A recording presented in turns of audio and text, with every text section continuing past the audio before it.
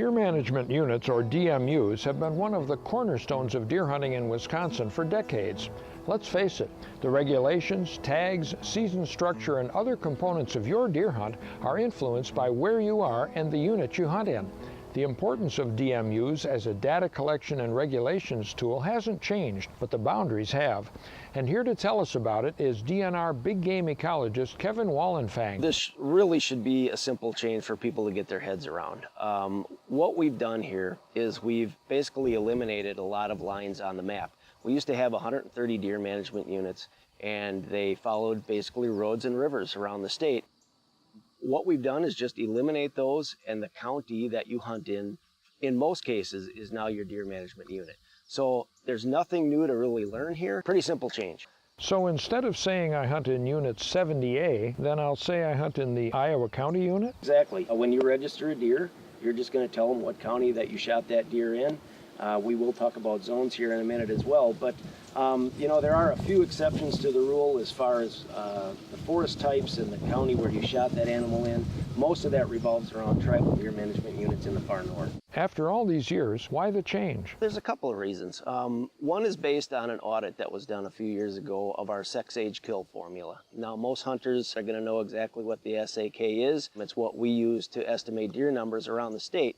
And it was reviewed by a panel of experts. These are people that deal with wildlife population estimating all the time. And they really came to the conclusion that we could have better confidence in our numbers if we increase the size of our deer management units. So for the most part, it's a matter of how much data you can collect.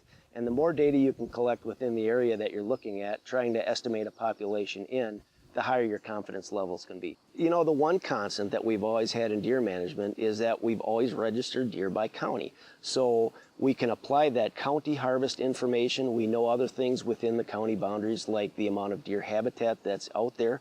So we can use the data that we already have by county, and we can make the adjustments and come up with new population estimates and things like that for the counties. So we're going to learn a lot this year, and we will continue to adjust down the road as we always have. And what about these new hunting zones? What's the story there? Again, the concept of hunting zones is not new for us, so we've always used them to help identify really the season structure.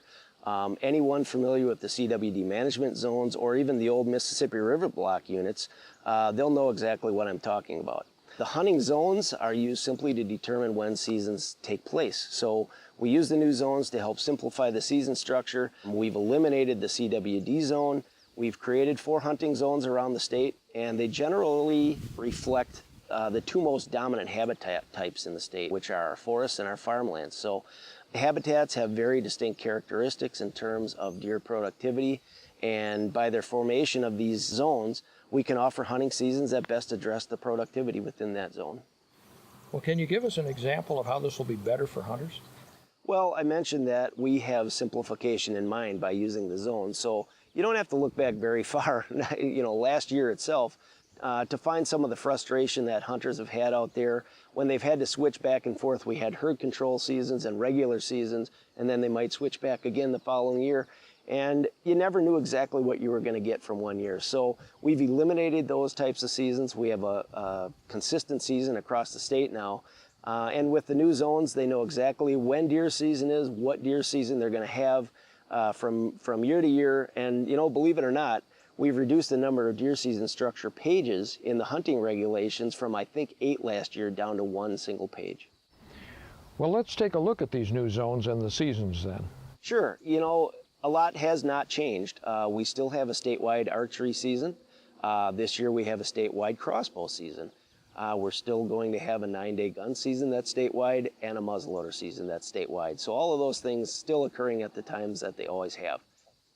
The zones really come into play when we start looking at the special seasons. So we used to have a statewide doe season. We don't have that anymore in December. That is now restricted to just the central forest and the central farmland zones. That's been eliminated in the north completely.